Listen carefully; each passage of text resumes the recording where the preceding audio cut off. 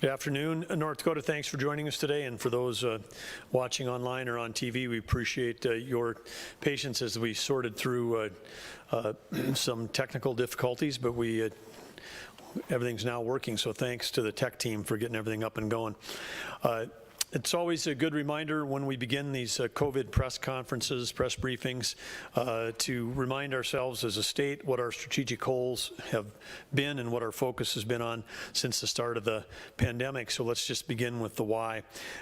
We've used the phrase often about talking about saving lives and livelihoods.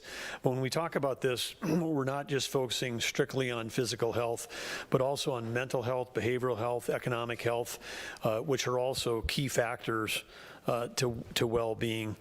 And of course, part of this we know for mental health and economic health has to do with getting all of our kids back in school. And so with our K-12 Smart Restart and the Healthy Return to Learning efforts, again, we're off to at least so far so good, largely successful start to the school year. The school teams are continuing to learn as they go and make smart decisions to help allow our students to be in school and stay in school. And a number of districts are moving towards more 5-day learning as opposed to hybrid as a way to reduce transmissible moments by having kids in their cohorts. We've also been really focused on protecting the most vulnerable among us, which is the elderly and those with underlying health conditions where we know that this coronavirus coronavirus can be particularly deadly. And with our Vulnerable Population Protection Plan, we've been a national leader in that regard. And of course, by doing all of these things, again, the one way we save lives, particularly among those most vulnerable, is that we all do our part to help slow the spread, so we can ensure that we've got adequate healthcare capacity. That's both in terms of healthcare staff, whether that's in terms of long-term care staff or at hospital or clinic staff, and then we've got the right equipment and treatment. And of course, again, by slowing the spread, we know a lot more than we did 6 months ago, and a person's ability to likely survive even a serious bout with COVID-19 is better today than it was 6 months ago, and you see that by the dropping fatality rates across our nation. There are some areas for concern. One of those is we do track, as everyone knows, we're testing, trying to test residents and long-term care health workers weekly, and we've seen positive rates increase in the past couple of weeks, both among staff and of residents. And while the long-term positive rate is still below the community positive rate, over the weekend it was 4.7% for residents and 5.9% for staff. And that, again, for staff then starts to reflect what we've said, which is if the staff are in the community, they can often start reflecting the rate that's in a community. But that's just too high. We've been fortunate. We've been low in the number of fatalities here in North Dakota, but we know that where those numbers can start to rise is if infection gets into congregate living like long-term care, and so again, we need to continue to remain really vigilant against the virus to protect our most vulnerable and to keep our schools opening. So we're continuing to watch those numbers closely. If we can bring rapid screening tests to bear, perhaps that can help us to facilitate visitation and do that safely. And continue to look at other things other changes we can make. But we know that we've got a number of long-term care facilities that are been hit relatively hard, and we know that this is a real risk for us. And when community spread happens in cities and towns, it's more likely to end up in our nursing homes, and no one wants that. And when we talk about protecting the elderly and the most vulnerable, it's not just those that are currently residing in long-term care facilities, because as we've talked about from the onset, sadly, about 20% of North Dakotans, which would be close to 150,000 people, would fall into a category of having the high-risk comorbidities with COVID, like heart disease, obesity, or diabetes, or other related health issues that can cause really serious illness or death with COVID. We also know that there's COVID fatigue out there, but again, when we talk about everyone, whether it's healthcare workers to businesses, business owners to students, we ask everyone to keep fighting the fight, because what you do makes a difference for those that are most vulnerable, and it also can help, as you say, keep our schools open. We know that we've got a challenge in keeping our schools open relating to protecting our teacher workforce, and we know that we've got a shortage of substitute teachers around the state. And so again, the work that you do, the work that you can each individually do, can help us protect teachers and keep our kids in school, which is great for the kids and their mental well-being, and as well as their education. And if you're being smart about being around the community, you can also keep our healthcare workers safe that are maybe that you may be next to you when you're shopping. They may be sitting next to you in church, but these are folks that when they go to work, they're going to work with our most vulnerable. And so again, we want to get back, talk about the North Dakota SMART guidelines that we always do, which has to do with, again, social distancing, wearing face masks, avoiding large gatherings, washing your hands frequently. These are all important things that we can do. And then again, I want to just put an extra note that we haven't mentioned before, but if you're one of those individuals that has been tested positive, even if you're young and asymptomatic, I would like to just say that you've got an extra responsibility. And if you're positive, and your responsibility is to make sure that during the time that you're contagious, that you do not infect anyone else. If every single person in our state right now, which is all of the actives in our state, if all of those actives, the 2,758 actives, if each of those were really diligent about making sure they didn't infect anybody else, we could take this virus down dramatically in a hurry. And so again, if you're someone who's positive or a close contact of a positive, you have an extra responsibility to help slow the spread. So again, thank you for what you're doing. When we take a look at the numbers from this last, over the last 7-day period, 2,049 new cases, 1,214 recovered, and 14 deaths reported over the last week. We're now at 2,758 active confirmed cases.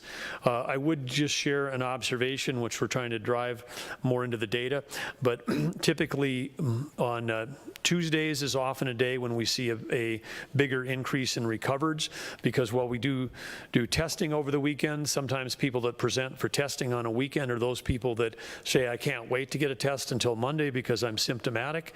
And we have seen an increase in recent weeks of the number of people that are testing that are symptomatic. But then on Monday is usually when people might be touching base with a physician or they're clearing their period of time when they're recovered. And so I would expect, we do have some individual day variances between when we see positive new cases versus when we see recovered. And again, that's why we like to look at these over a 7-day or 14-day period. But with the 2,049 confirmed cases identified out of 39,125 tests in the last week, that brings the last week's positive rate of tests to 5.2% as positive tests divided by the percentage of total tests. And again, we'll talk more about this today, about calculating percentages, but this is the way the CDC has done it, and now thankfully this is also the way the CDC COVID data tracker calculates positivity. So that's we've always been in line with that. We'll talk later about some of the volunteer non-government sites, but this number matches the CDC site. We have now completed just over 546,000 tests of North Dakotans. And of course, the strategy in doing this comprehensive and robust testing is to make an invisible enemy visible. And again, thank everybody involved in that in this testing effort, because it has helped us do almost better than any other state identify where the virus is and give us the information we need to try to control its spread. When we take a look at the 14-day average, has remained relatively flat in recent days, and this is good news. Today it's at 5.65 on the rolling 14-day, which is slightly higher than the 5.2, which is the weekly. So again, this is good that we're staying here in the low fives, and we like it when it's going flat. We'd like to have it be going down overall as a state, because we want to get back under 5% is where we're trying to shoot for. I would say that again, when we say it's been relatively flat, as you'll hear, it's a combination of that rate going down in some parts of the state and going up in other parts of the state. We do have various rates of positive test rate and various rates of infection rate around the state. Currently, there's 65 people that are hospitalized, and again, we do have people that have said, well, gee, why are you doing all of this work? Because we aren't using much hospitalization. I would say we have low hospitalization because of all the great work that North Dakotans have been doing. And so again, I want to just say thank you to everybody who's doing their part to be North Dakota Smart, because you are helping to save lives, and you're helping to keep people out of the hospital. And again, we have been relatively flat for several weeks, and with 65 5 people hospitalized. That's a very small percentage of our hospital capacity going towards COVID. Our hospitals are very busy, and some of them are doing a lot of business because people are coming back in for elective surgeries, et cetera. We have, sadly, in the last 7 days, there have been 14 deaths.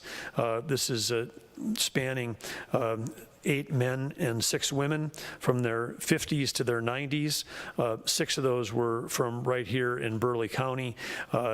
But again, we want to say to all of those families and friends who've lost a loved one during this pandemic that our hearts and prayers go out to each of them. From an active cases standpoint, of North Dakota's 53 counties, all but 4 of them have at least 1 active case currently. The counties that have no active cases are shown in gray. The darker the color of the county, the more cases that there are. And right here in Burleigh Morton is where we've got the highest number of active cases, 513 active cases in Burleigh, 216 active cases found in Morton County for a combined 729 active cases here. That's 25% of the active cases in the state approximately. But other large metros, as it often has been during this pandemic around the country and around our state, the virus tends to show up more in places where we've got higher density of population and more transmissible moments in either commercial or public spaces. So other counties with high active case counts include Cass County with 480, Grand Forks County with 273, Stark County with 249, Ward County with 197, Williams County with 171, and Stutzman at 160. And if you take a look at these 8 counties, which represent some of our, and also include our larger metro areas, these 8 counties represent 82% of the active cases statewide.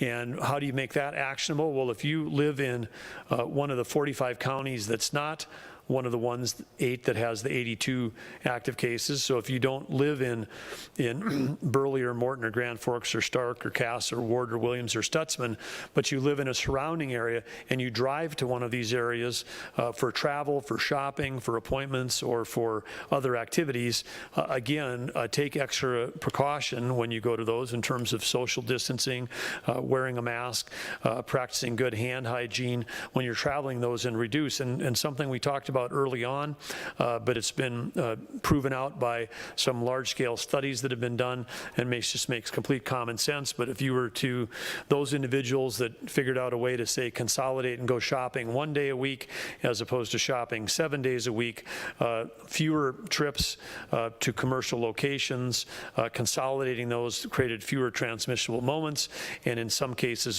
dramatically reduced the likelihood of someone getting the infection. So again, if you're living outside these more areas with more cases, take extra care when you're traveling to them. On the next thing we want to talk about is the counties.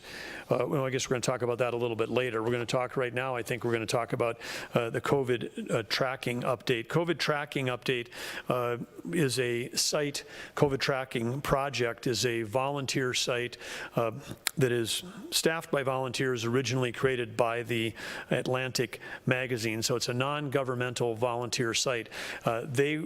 Early on, we're feeling a need, and we're pulling data from lots of different sources, and it became a easy place for national news organizations and even health agencies or health organizations like Johns Hopkins to pull data from. We have been working throughout the summer to try to get the data on COVID the COVID tracking project, this volunteer site, to match what the CDC had and what North Dakota had. The fact that it didn't led to a number of national articles where North Dakota's positivity rate was misrepresented in some cases by almost a factor of 4 times higher in national articles than the reality. And this was because they were not counting all of our tests. And we have been able to connect. Last week we had good I'd say finally, connection with COVID tracking project team, and they have we have come to an understanding and agreement about definitions of what test encounters mean, and that definition that they're using on test encounters has been added to our website. Test encounters is a number that is extremely close to what we called total tests, as opposed to, they were pulling a number for the different individuals that test, but because of our high rate of serial testing, meaning testing like residents in a long-term care facility every week, that testing, all still PCR, all still gold standard testing. These are all the very best of tests, but because we were doing a lot of that, which we know, even relative to our peer group in the FEMA region, we're doing anywhere between 3 and 10 times the rate of testing of the other 5 states in the region, which includes Colorado, Montana, South Dakota, Utah, and Wyoming. So with this collaboration and syncing up with the COVID tracking project, we're one of 6 states now that reports test encounters, along with New York, Rhode Island, Washington, Virginia, and Colorado. And of those 4 states, only 4 also report the unique people tested, which we've been doing since the get-go. So we're along with Rhode Island, Colorado, and Washington. And then also, so now we've not taken anything away because we're committed to transparency as well as being data driven.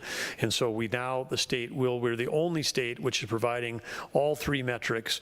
One is encounters, the second is total specimens or total tests, and the third is unique individuals that were tested. And we like to think, of course, everybody in North Dakota is unique, but what we mean by that is that if someone got tested more than once, we only counted them once in the unique people category. As a result of all this work, the bottom line is we're now seeing our positive rate being accurately reported at the same levels that we're talking about here by most, but not all organizations. But when COVID tracking fixed theirs, a few days later it flowed through, and now it's being correctly reported by Johns Hopkins, et cetera. But yet some aren't telling the whole story. And as we have gone from nationally, again, it's important to note that as a country, the great things are happening on this front. We've gone, even with increased testing across the nation, we've gone from 66,000 new cases per day in late July down to about 40,000 per day in mid-September. That should be a huge headline because we're absolutely positively as a country going in the right direction. But as this virus has spread around the country, first in the Northeast, then in the South, then the Southwest. It is now making its way through the Midwest, and we've seen a number of states in the Midwest with higher number of cases. But again, we want to make sure that we're understanding and telling the whole story. Over the weekend, there was a national article about the Dakotas leading the nation in virus growth, and it was relying on a couple things. It relied on the fact that in the case of North Dakota, we were very low before. So if you're low and the rest of the nation is going down and we're going up, still at very good levels, like the 5% level, then you have to stop talking about positivity rates and rely primarily on per capita. It didn't mention in the story that North Dakota was doing 4 to 5 times more testing than some of our neighbors. And it did mention in the national story that South Dakota has 17% positive rate, but it did not mention North Dakota's rate, which we just talked about, which is in the low 5% range.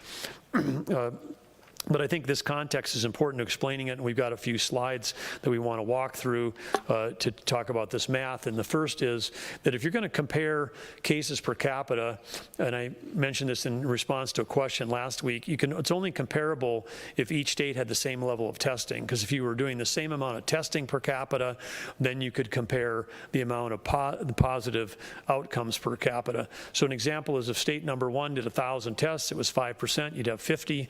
If state B was doing 5 times as much testing, 5,000 tests, they had the same positivity rate, they would be identifying 250 cases. So if the population, if you normalize that on a per capita basis, state B would look like they're having more of an outbreak when in fact they may just be doing a better job of testing.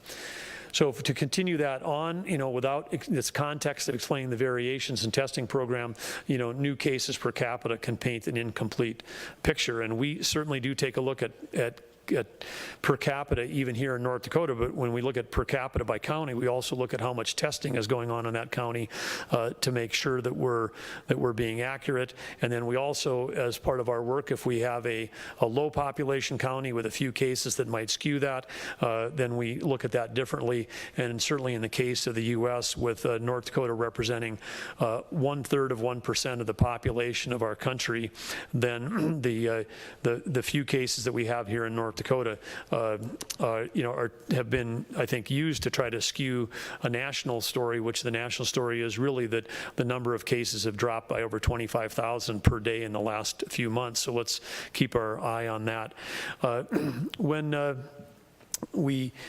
The other thing which we want to take a look at too when we talk about growth, if we've been at 1 or 2%, we go to 5%, we could be leading in the virus growth, if you will. But our positivity rate now at 5%, let's remember, was just only a few months ago when New York and Arizona they were declaring victory on the way down from 20% in the case of Arizona for a while. New York in early April had a 7-day rolling average positivity rate of 48%. When they got below 10 is when people started thinking about opening up, and 5 was victory. We've done such a good job in North Dakota of having low rates all summer that I'm sure 5% is high. And like I said, a trend line, if it's going up, we want to make sure we're stopping the spread. But I want everyone in North Dakota to feel great about their effort because, again, compared to virtually every other state, whether it's the testing, the positivity rate, or the hospitalizations, fatality, North Dakota is doing extremely well. This morning, we were pleased to hear that the U.S. Health and Human Services Secretary of HHS at the national level, Alex Azar, was on a local statewide radio show and complimenting what he said was an incredible testing system and regimen here in North Dakota. And again, as Secretary Azar noted, there are 2 real roles to testing. One is diagnostics, which is if someone is sick, they come in, they say, hey, I'm nervous about what I have, could you give me a test? They get tested, and it turns out if they've got COVID, then we're able to treat it and help save lives. The other kind of testing is surveillance testing, like what we're doing when with back to school testing with college students, which is we wanted to know as students were entering the campus, even though no one might have been feeling ill, how many of them were potentially asymptomatic spreaders, so that we could help protect those and their families, those in the community, and those around them. And as we're doing surveillance testing, and we're doing it quite well, it's why we're the second highest per capita testing rate in the nation behind New York. And also, again, the White House, which we're working very closely with, we had another phone call with Dr. Birx and that was with our staff and Chris Jones and Tammy Miller, talking to her last Saturday.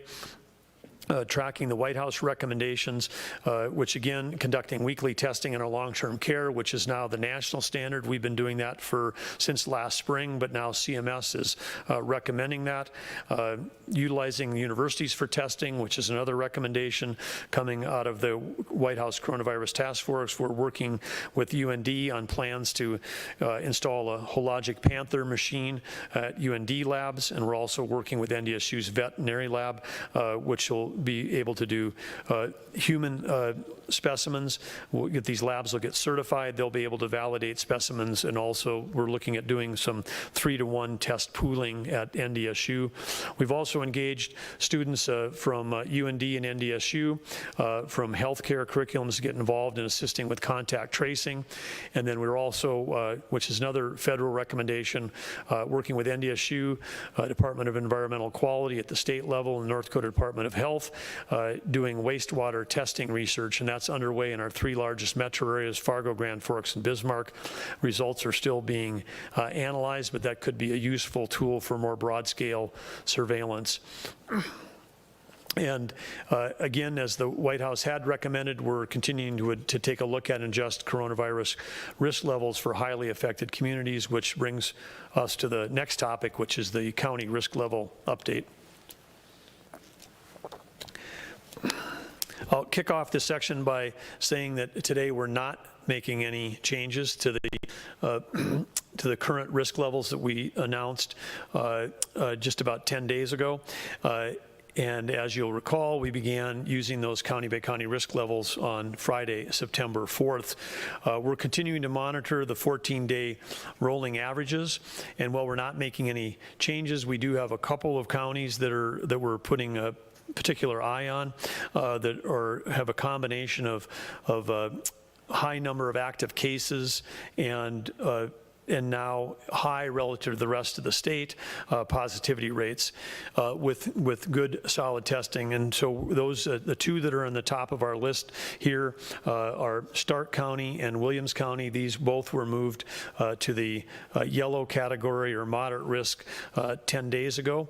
But Stark County with 249 cases and a 10.6% positivity rate, and Williams County with 171 cases and 9.6%. Again, areas where we are saying we want to keep an eye on it. We're going to strongly encourage those counties and the cities within them, and we'll be reaching out to each of them in the days ahead here to discuss their level of local coordination.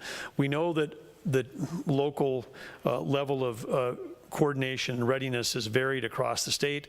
We know that some counties last spring worked with the cities and their universities and school districts and set up teams or task forces, and then some of those during the summer got put on hold, and so we'll be having a discussion on whether or not they want to, what level of local coordination, including whether they should set up a task force if they want to decide to do that, and particularly we're interested in working with them as they develop a plan to see if they need any help with state resources.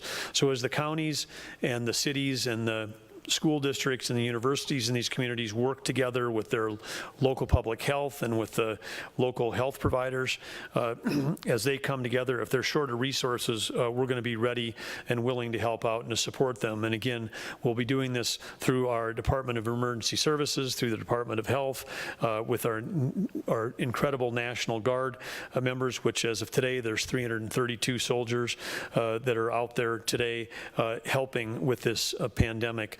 But we would stand ready to help each of them as they work forward. But again, we're encouraging any county that has got triple-digit actives should be thinking about whether or not they need to do a higher level of coordination.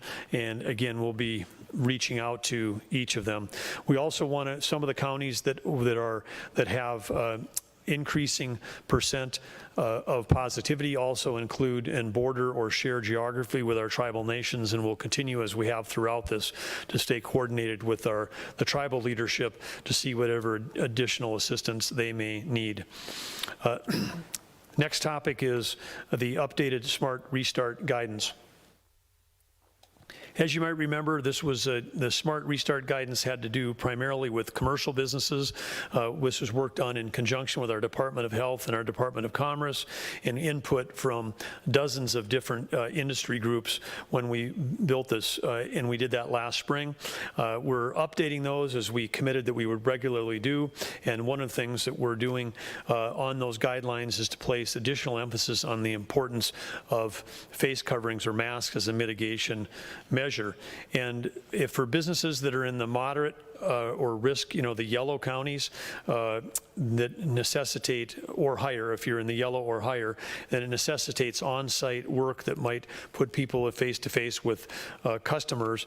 The guidelines, again, these are guidelines, not mandates, but the guidelines within the updated Smart Research now recommend that pre-screening and monitoring employees for symptoms, complying with social distancing guidelines wherever possible. We're not requiring the use of masks, and of course following the cleaning guidelines.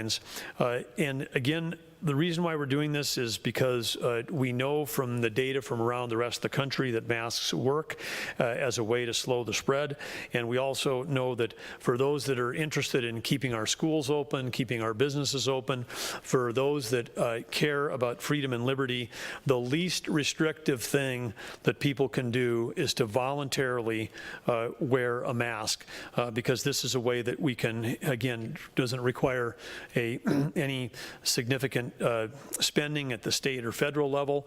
And again, for business owners, they may find this is a smart way to protect their workforce, because by masking, you may be able to keep people on the job as opposed to have them contract COVID and be quarantined or isolated for 10 to 14 days and lose that workforce. So again, this is a great thing for your employees, a great thing for your customers, and a great thing for all the vulnerable around the state that we're trying to protect. And it's also for commercial businesses to engage. We've seen a number of national commercial businesses, including all the big box retailers, require this of their team members, and they require it of customers. It seems like their business is doing, many of them are doing gangbuster business with these national requirements. They're doing that because they know as employers, in some case, some of the big box employers employ more people nationwide than we have citizens in our state.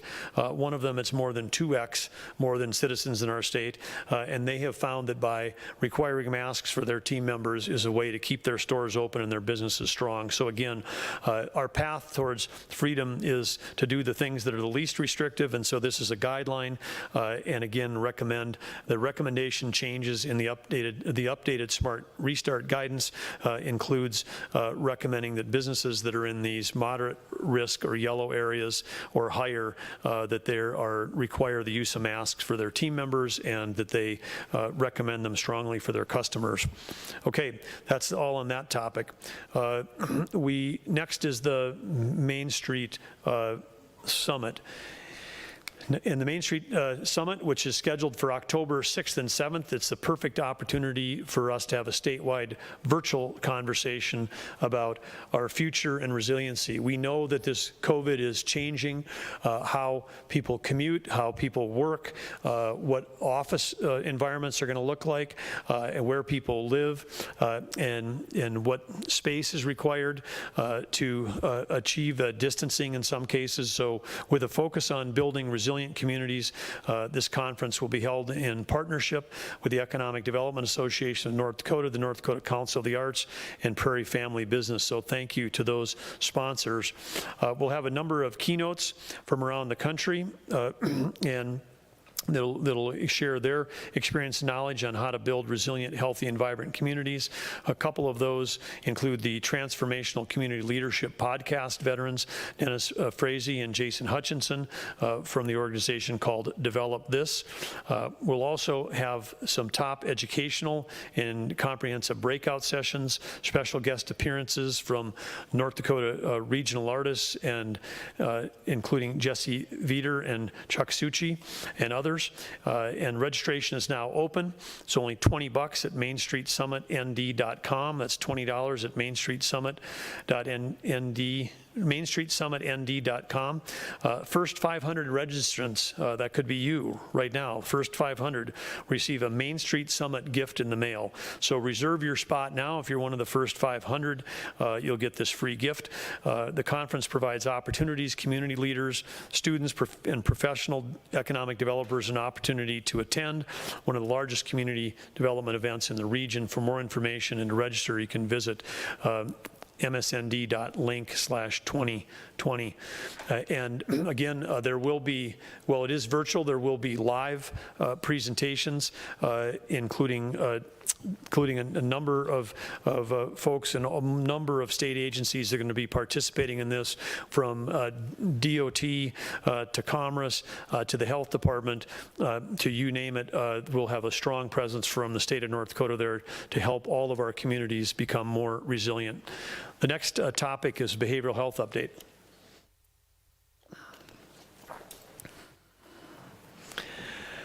Last week, I signed a proclamation identifying September as Suicide Prevention Month in North Dakota, calling on residents to know the signs, identify who's at risk, and be prepared to help. We touched on this briefly last week, but since we're still in the month of September, wanted to go even a little deeper into this important topic. In 2019, sadly, 134 of our fellow North Dakotans died by suicide.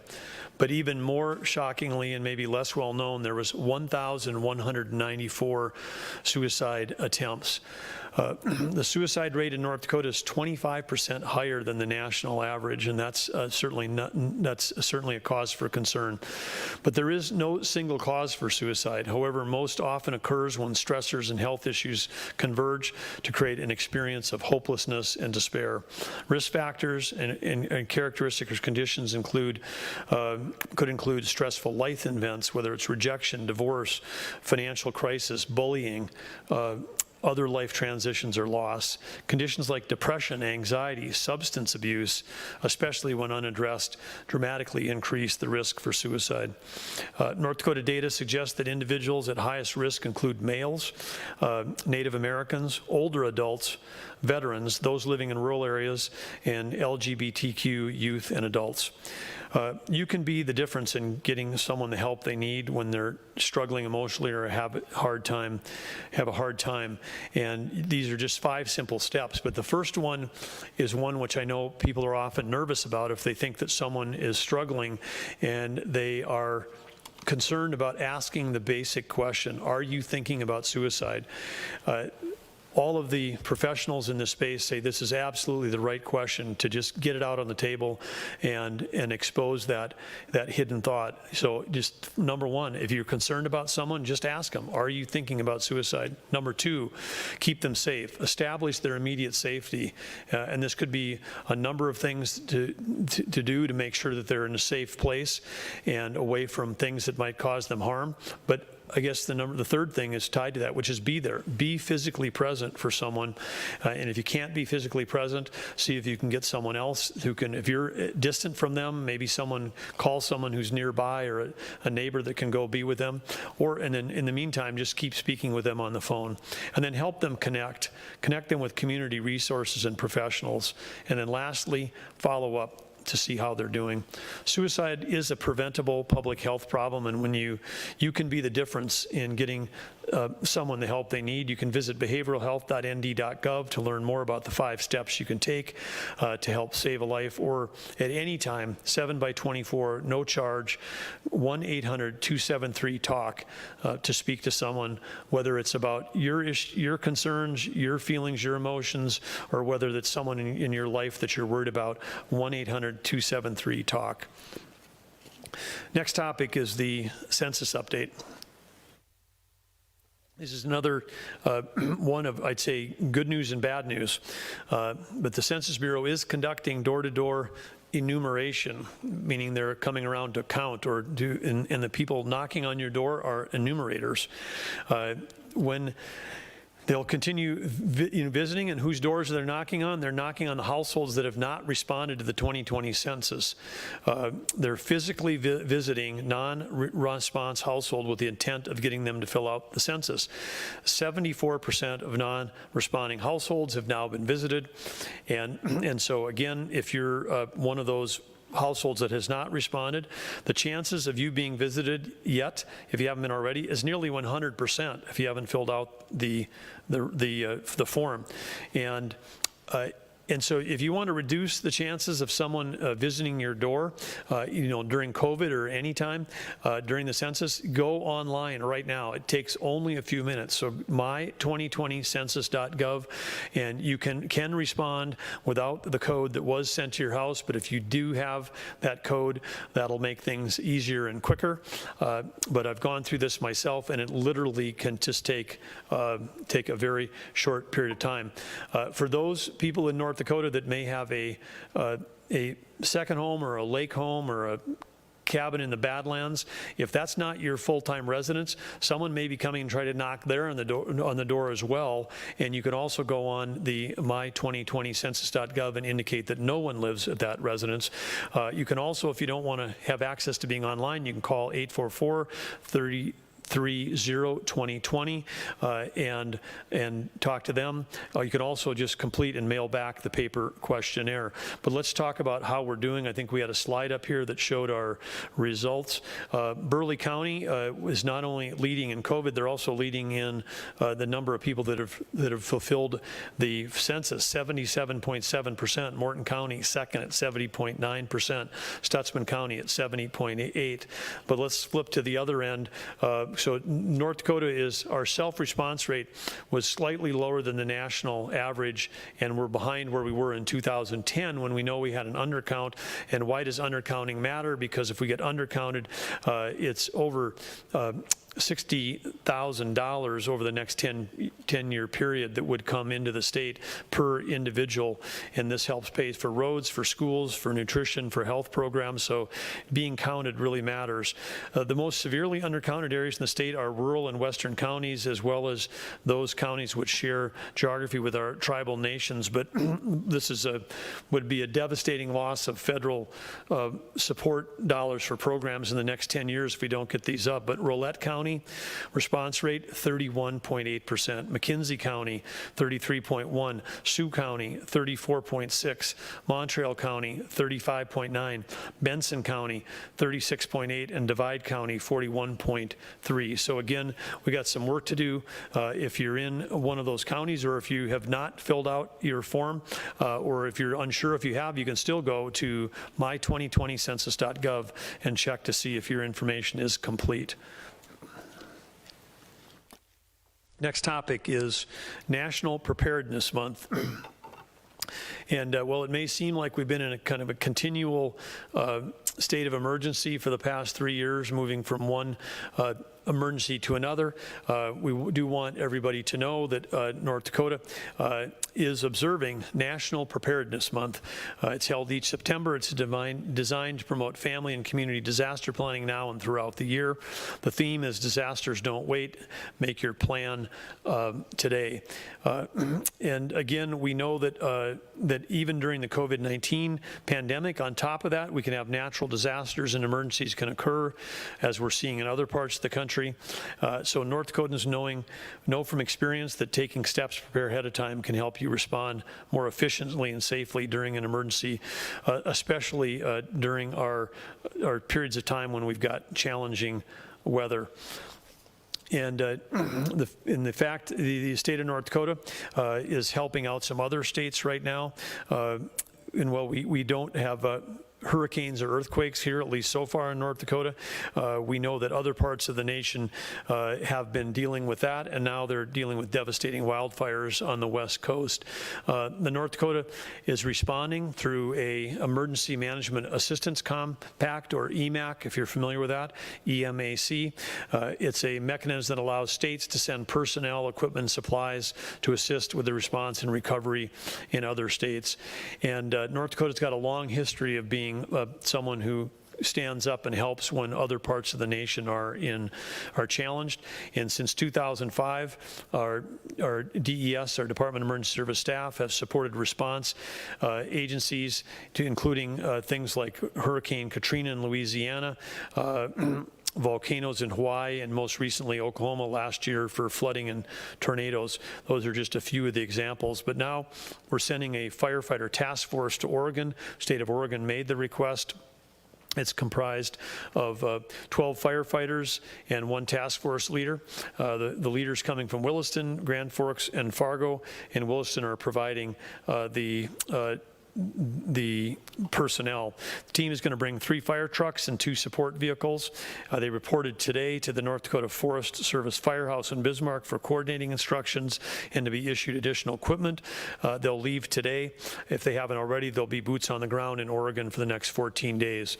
North Dakota's teams, of course, are trained in urban firefighting, so you may ask yourself, why would they be going to fight forest fires? But they're going to be located at a base camp in Oregon where they'll operate their engines to protect structures, which would be more typical of urban firefighting, protect communities and homes and buildings from advancing wildfires. There's currently 38 active wildfires threatening several communities in Western Oregon, and our hearts go out to the families and all those that have been impacted by this devastation, including and especially those families who've got a family member who's either perished or is missing right now during this during these fires.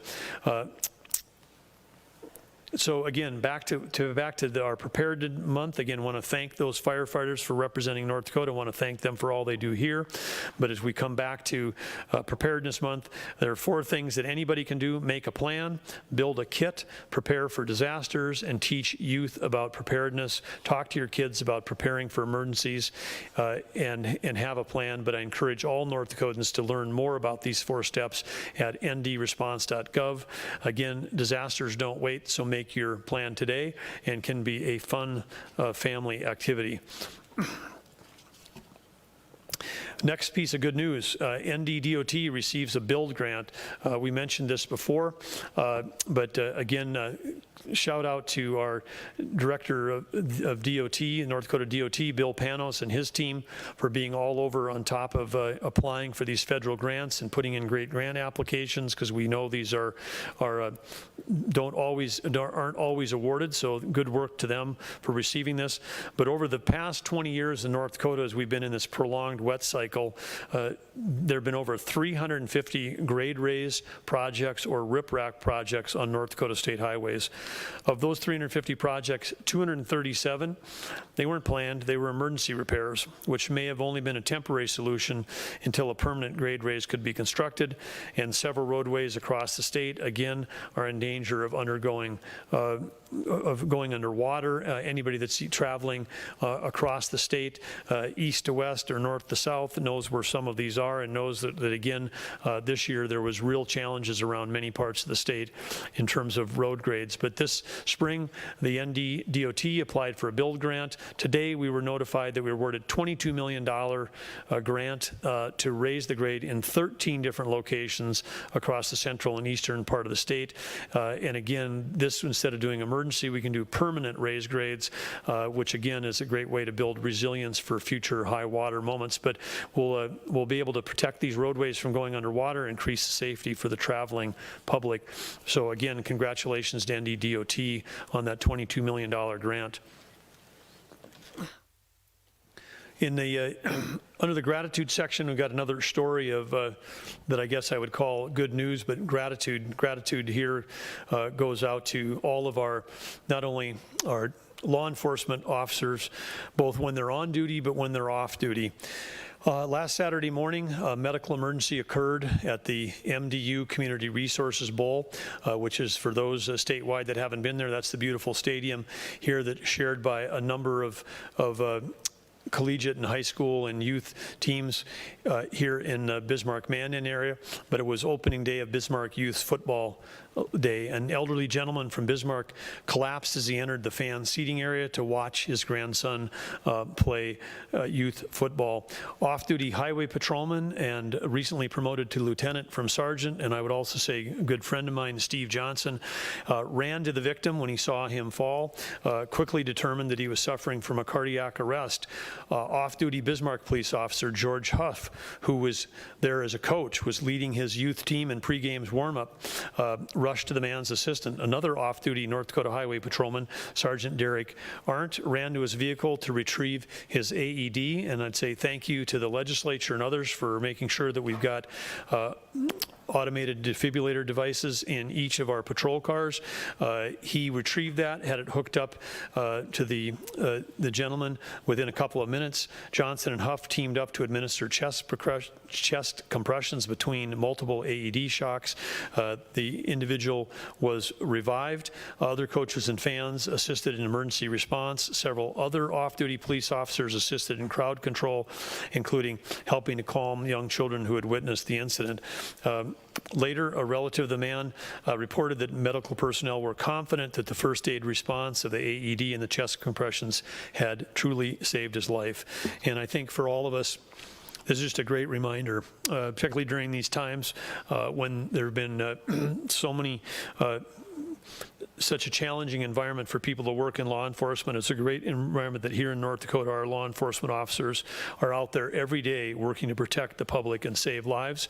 And whether they're on duty or whether they're off duty, and they may be just there coaching their kids or watching their kids, they don't hesitate to spring into action when someone's life is in danger. So thank you, Lieutenant Johnson, Sergeant Arndt, and Officer Huff, for your swift and life-saving response.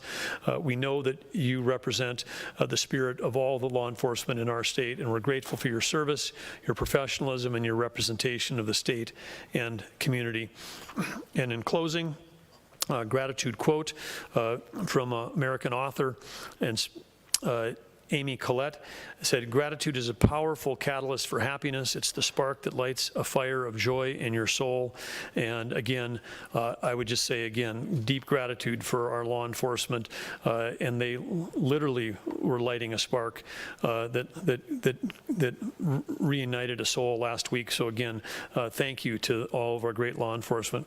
We'll be back here next Wednesday. We've got a full week of constitutional meetings and presidential briefings and other things, so it's a challenging time, so we'll invite your flexibility. Next week we'll have our first morning press conference, the only time that we could get it worked in next week, but next Wednesday at 10 a.m.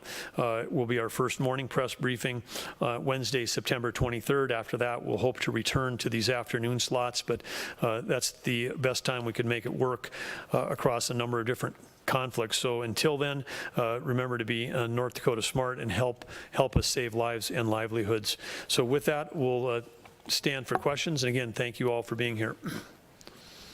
Guess we're going left before we go right. So Jack, and then Jeremy, and then Jacob. If you wouldn't mind, Governor, I'd like to go back in time a bit. In January 2018, you said you would absolutely support a primary seatbelt law in North Dakota, and the legislature last year considered but defeated this bill amid arguments of personal freedom. One representative said in a floor debate, "Should we continue to erode our freedoms by choice by making this a primary offense?" How is your decline to issue a mask mandate different than your support of a primary seatbelt law when personal freedom and responsibility are arguments in both debates? Well, I would just say that I'm going to stand by both of those decisions, and maybe there's some theoretical conflict in holding those two views, but I would say that the data is very, very strong for seatbelt saving lives. And I also know that when a life ends in a death in a car accident, it's immediate, it's violent, it is. You talk to anybody who's lost someone, or you know anybody who's lost somebody in a car accident, it's irreversible in many cases. And even if people live, they can have serious injuries, that can change their life. And the people that have to come upon those are the public servants that I was just talking about, whether it's our highway patrolmen. Talk to anybody in the North Dakota Highway Patrolmen, at some point in their career they've come across a fatal accident, and the people would have lived if they just had worn a seatbelt. And so you say to yourself, okay, is this something where we can not have any cost on the individual? Cars all come equipped with seat belts? They didn't 30 years ago. I mean, now they all have seat belts. And so it seems to me like this is a well-established well-established science that's been around. I mean, this seatbelt research started in the 1970s, so it's gone on for 50 years. And North Dakota, we're just on the tail end of this, of sort of understanding that. And again, and when you have a seatbelt law that, as it's been written in the past, and I would encourage the legislature to propose one again under Vision Zero. It's supported by the Highway Department. It's supported by the Highway Patrol. It's supported by all the workforce safety. There are many corporations where their drivers drive for a living. Virtually all those corporations have seatbelt requirements, and so again, this is seems like a bit of a no-brainer, based on everything that's there. So I hope that we can move that way, because again, it would be nice to go through a month in our state's history without having any deaths from auto accidents. We're still close to over 100 a year that die, and in virtually all those cases, they could have been preventable if people had a seatbelt on. Now, you try to connect that with masks. if I'm, sitting in my driveway and not going anywhere and wearing a seatbelt, I'm not helping anybody else. Okay, but if I'm putting a mask on and going into public, I'm helping other people. And so this is a different thing. This is a community thing. This is we're all in it together. It's not just about who's behind the wheel and who's moving. This is about a virus that can only live and only transport itself, in human bodies. And I think, again, that we don't see the efficacy of having a mandate on masks increasing compliance. It might actually do the opposite in North Dakota. So we're trying to slow the spread. We're not trying to increase government. We're trying to be, pragmatic and smart and understand this. And there was a recent study that just actually came out that actually said that the fallacy of trying to say, well, these states did this, these states had these mandates. Well, the states that had those mandates and had high compliance probably had a majority of the people that wanted the state to have a mask mandate. We're in a state where the majority of people don't want to have a mask mandate. And so it's all contextual relative to the context of the situation that you're operating in. And so that's why, again, trying to say that if uniformly applying things across the breadth of our country doesn't make any sense. That's, again, it's a beautiful thing that we've got 50 states and we can have 50 cauldrons of democracy or 50 platforms of innovation. And we're going to continue to do in North Dakota with the thing that we think saves the most lives and saves the most livelihoods. This dual goal that we have. We're not just focused on one, we're focused on a dual goal, and for not having that here probably makes sense, because if I thought by not having a seatbelt law that we could get more people to wear their seatbelt, that's the camp I'd be in, because in both cases I'm for compliance. It's just two different methods to get to the same place. Okay, Jeremy? Governor, Cass County has seen a pretty sizable increase in new and active cases over the last 3 days specifically, and the county now meets the criteria of a moderate risk county, enrolling average active cases and positivity rate over the last 2 weeks. Why isn't that county moving up to yellow? Well, I'd say there's a couple different things that go into that. One is that they're, I'd say, more on the bubble. We said we're going to use judgment. We talked about Stark and Williams being close to 10 or above 10. Cass County is close to 5, just over 5. So their rate is half the rate. Their rate per capita is substantially lower. And again, as we've seen in both Grand Forks and in Cass County, we've got a higher percentage of the positives are in that 18 to 29 age group, and you get into Burley, Morton, and Stark, some of these counties, we've got a lot of people who are positive that are 70 and older. So the risk levels are different in terms of what can lead to hospitalization and death, and those are things that we look at. If Cass keeps climbing the way it is, they'll probably would be considered a candidate to move up, but they're also doing a lot of testing. We did have a great effort last Saturday. I think close to 1,000 NDSU students were tested last Saturday, which was our largest campus testing. And great support from the university and the student leaders and the university president, and getting the word out and getting people to show up for testing. So we're trying to look at the data that underlines underlines the top level numbers to really see. But in particular, where the case spread by age is something we're looking at, because that's going to determine whether we're going to get pressure on hospitalization or not. But thank you for following the numbers so closely. Jacob?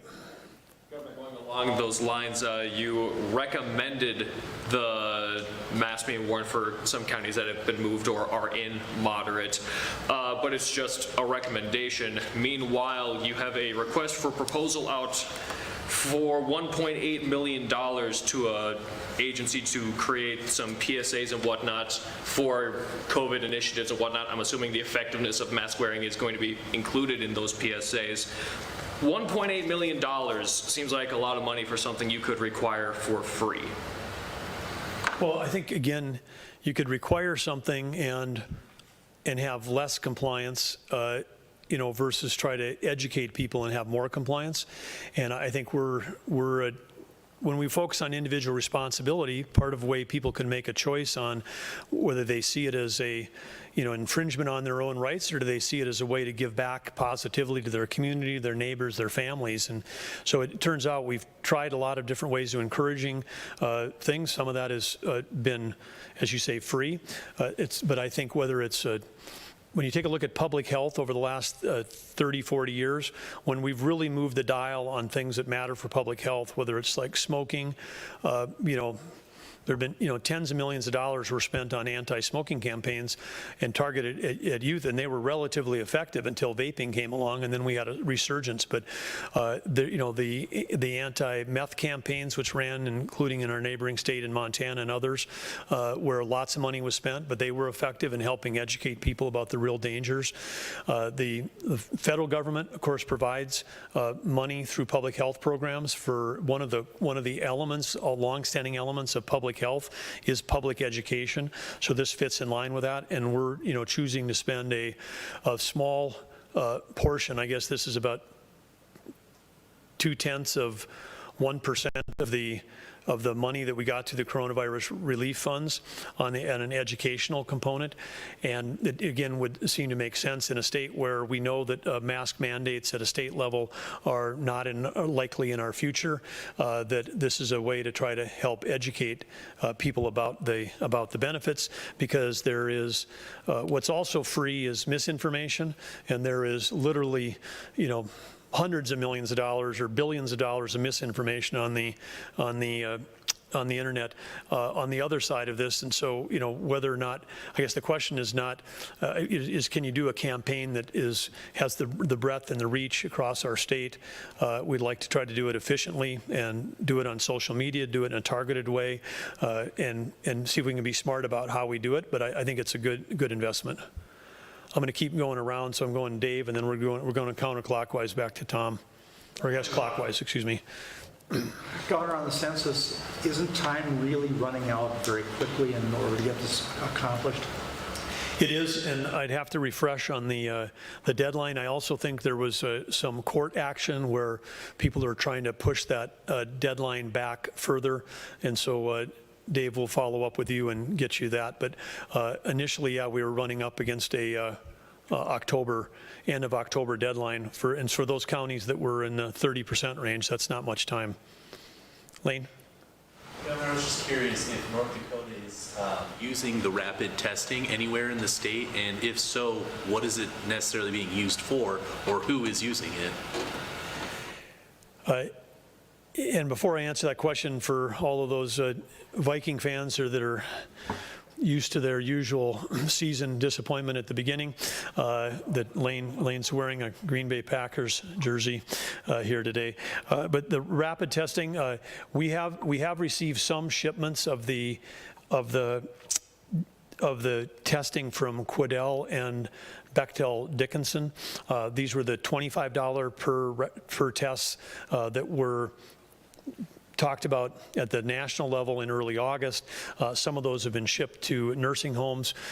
We are following up this week to see if we're on the list or about ready to receive some of the $5, but even more accurate Bionox, the Abbott, the $5 15-minute tests.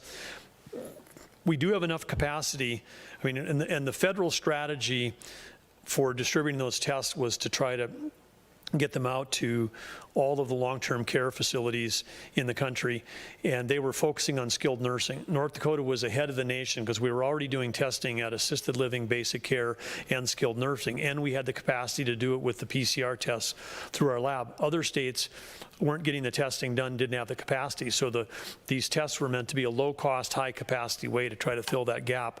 When we talked to Dr. Birx on Saturday, and we indicated, hey, if we have enough capacity to keep doing what we're doing at a better and higher rate than what now the CMS, which is the part of Health and Human Services, the Centers for Medicaid and Medicare, the CMS, that they were now requiring for long-term care.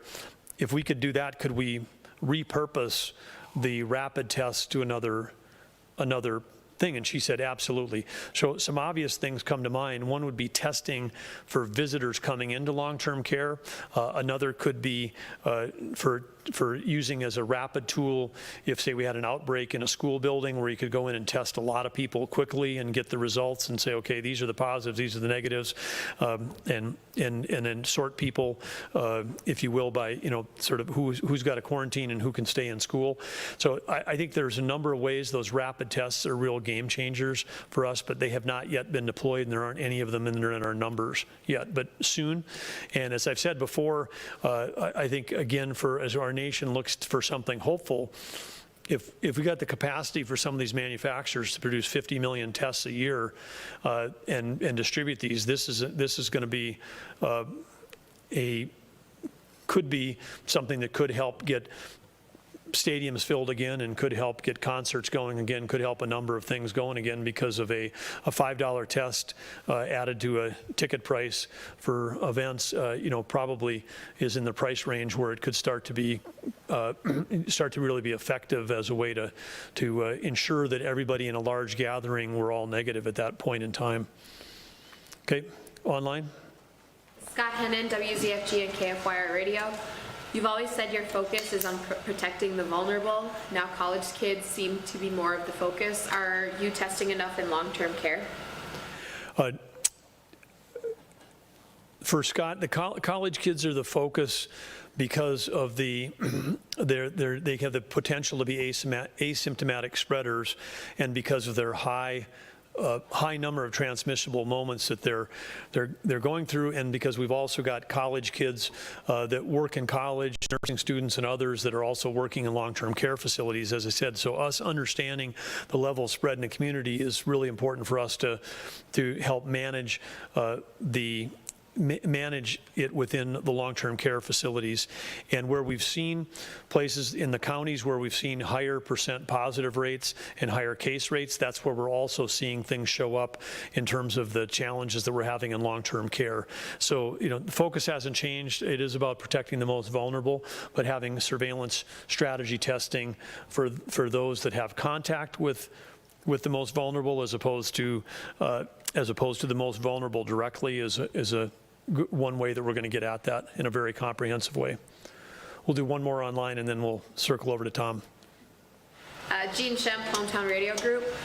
Because unique individuals and serial tests are two distinct groups of people, wouldn't it make sense on a statewide and national level to track the positivity rates from both groups separately, especially now that more states are conducting serial testing? And would this help end the debate on how to track positivity rates? The quick answer on that is, in my mind, is no. For Gene, on that is because tracking the positivity rate on the total tests we take in a day makes complete sense. Tracking it only on unique individuals, the only way I've been able to describe it, in which we finally were, I guess, able to get through with the COVID tracking project, is it's the math that would not allow you to get out of 3rd grade or 4th grade, because in that case we would be, when we're just doing unique individuals, but if we had a positive showed up in someone that was being serial tested, they wanted to count the positive in the numerator but not count it in the denominator. And so and that's where we ended up with these really inaccurate readings, because it wasn't reflecting the level of the comprehensive testing we were doing. So we're reporting it, and we'll continue to report it. We were reporting it 2 ways, unique and total. We now have a new thing called test encounters, which we're reporting, which will be slightly lower than total tests, because on test encounters in other states, there were people that might have been getting a rapid test in the morning, and then if it was positive, they were getting rechecked with a PCR test in the afternoon. So they were having 2 tests in one day. They didn't want to double count those because it was one individual with 2 tests on the same day. We understand that. So there is very little of that happening in North Dakota, but we are now reporting separately what's called test encounters, which is slightly less than the total tests. But running the positivity numbers off of total tests or total encounters is a way to accurately reflect the level of spread that you would have in in any given community, and we'll stick with that. And again, very few states are reporting unique individuals. We started doing that early on, and that's where some of the confusion came, because maybe we were overly transparent because people grabbed that number, which was a denominator almost 40% lower than our total testing, and that's what was dramatically skewing the positivity rates on some sites, including it's still tracked inaccurately on COVID Act Now, and a number of other sites are still pulling the wrong data, but we've got a SWAT team and we're working through all these volunteer data gathering sites to make sure that we can get them to all be accurate along with ours. That'll make it easier for all the professionals that are here every day and those listening in. Okay, Tom? Yeah, but I want to drill down a little bit on some people that are really affected in the west part of the state, namely the students and parents of students that are going to District 8 and District 1. They had a lot to deal with in just the last few days. Williston High School football has been benched for 2 weeks because of COVID. They have a protest scheduled for tomorrow morning at 8 o'clock at the high school to protest against the mandatory policy on wearing a mask. They've got a plus 9% positivity rate in the rolling average in the last 14 days. And they've got a very high positivity rate at the Williston State College just this last week. So these kids have all this to think about, and the parents have all this to think about. I wonder if the governor will take a moment and address those families as to what you feel in regards to this. Well, I think whether it's Williston or any place in the country, parenting during a time of COVID or being a student, whether it's elementary or junior high, high school, or university level, being a student during a time of COVID presents all kinds of challenges. I think it'll be interesting to see 20 years from now in our country the experiences that young people are having today, how that shapes them as leaders, how that shapes them as citizens, how it shapes their desire to be engaged. So I think it's going to be an influential time in the history of these young people's lives. But I would say to the local leadership up there, whether it's the county, the school district, the city, the university, everybody working together. I mean, the key thing is doing what we're doing, what we've always done in North Dakota when you have challenges. And Williston, like any other community, has shown enormous resilience. They've gone through one of the biggest booms and one of the biggest challenges in terms of downturns of any state in our nation, in the history of the state. I mean, what they've gone through in the last 5 years. And so I've got complete confidence that the city of Williston is going to come through this stronger than ever, and I imagine the kids will too. But, as somebody that, I couldn't even concentrate when I was in high school thinking about the next football game. And so, it was what was the complete focus about, particularly if you had a rival coming up or a rival game. And so I really feel for where these games are getting canceled for kids, that's a loss. But I know that they'll get through that as well. And everybody learns from all this. But I'm sure everybody, like I said, come through stronger than before. Follow up, Governor. Yep. Okay, all right. Jack, I'm going to zip around this way because I got another thing they're trying to get me to. Okay, Jack? Is the metric for COVID-19 task force to get their 14-day positivity rate below the state's average, is that still a good metric? And why wouldn't a static target be a better goal? Thank you for bringing that up. We did, I forgot to mention that today, but we did make a decision today that the static target would be better. And so the target on all these task forces to get below 5%. That gets you in the green zone for most all the national reporting areas. And again, I mean, for us to get into that, that's a good goal for us, particularly with the high amount of testing that we're doing in the state. Jeremy? Governor, both of the Canadian provinces that border North Dakota have been much more successful in preventing the spread of COVID-19 than really any of their American neighbors, including North Dakota. I know you've spoken in the past with premiers and officials up there. I'm wondering, is there something that they're doing that's working? What have they told you about their response? Well, this came up in a meeting the other day, and I'm reaching out to them, and I'll be able to give you an answer to that before next Wednesday, because I plan to talk to both Manitoba and Saskatchewan again to learn, because the place I'd start is trying to make sure I understand their data and how they're doing it, what controls they've got in place. But But again, based on the numbers, there must be some good things going on up in Canada, and good to learn from our neighbors. Okay, Tom, and then Jacob, and then we're done. Real quick follow-up.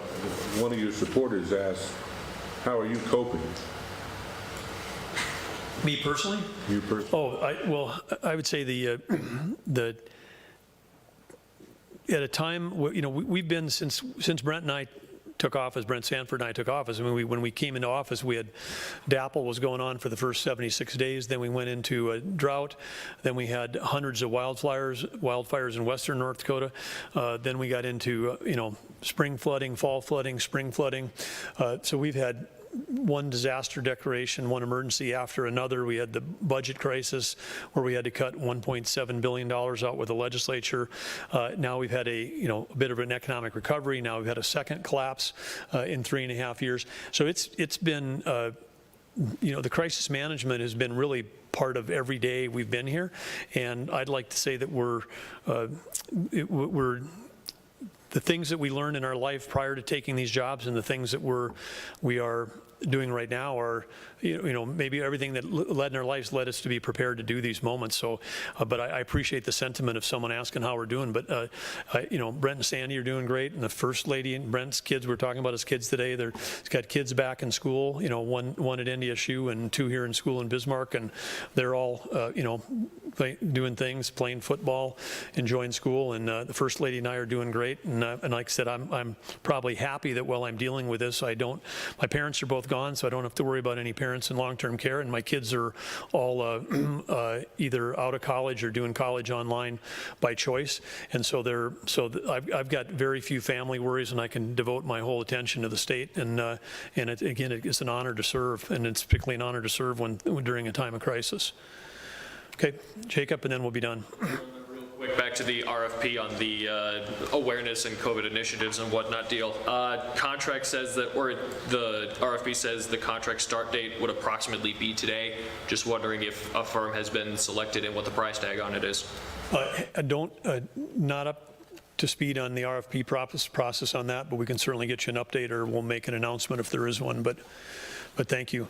But anyway, thanks everybody for your attendance today. And again, repeating next Wednesday, 10 a.m. For next week, and then we'll get back on the afternoon schedule after that. But again, thanks everybody for tuning in, and thanks to our media for all of your great work. Appreciate it.